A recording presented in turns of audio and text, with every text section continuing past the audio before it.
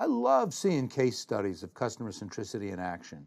And of course, I've shared a bunch with you already, many of which were studies, real world, but I had nothing to do with them. So whether it's the Harris Casino chain, whether it's Tesco, and so on, nice to look at some of those studies, but sometimes they're a few years old. Sometimes, things change a little bit as the conversation gets passed down from one person to another. So I'd like to talk about a couple of the case studies that I've had the chance to really see, and in some cases to nudge along. One of the great cases that I love to talk about is Electronic Arts.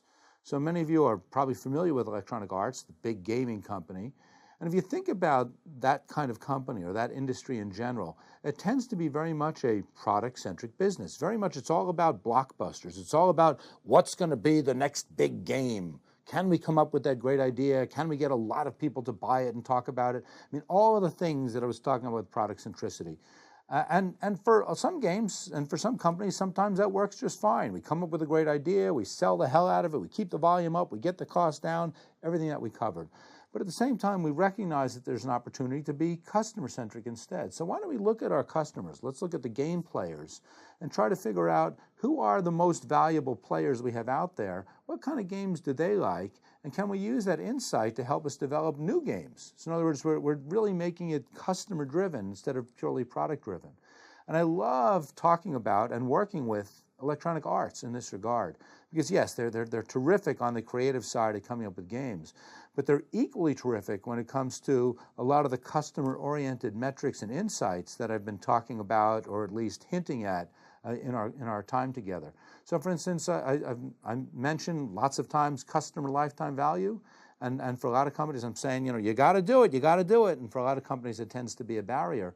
Well, Electronic Arts is calculating customer lifetime value all the time. And in fact, they're updating those CLV estimates on a regular basis so they can understand who those best customers are, so they can understand what kinds of acquisition strategies are going to bring in the best kinds of customers, so they can understand what kinds of games or features within games are going to be most appealing to the most valuable customers. So I don't want to say it's completely transformed the organization. I don't want to say that they've given up on any product-centric practices at all. That wouldn't be true. But they're achieving just a much nicer balance of doing a lot of the customer-centric things to either inform or clarify or supplement a lot of the product-oriented things that they're doing. And so it's just really nice to look at a big company, and not necessarily one that was born in the online space like an Amazon, but one that really was born around product-centric practices, and seeing them go through the pivot to find the better balance. And I'm eager to see what the next few years will have in store for them.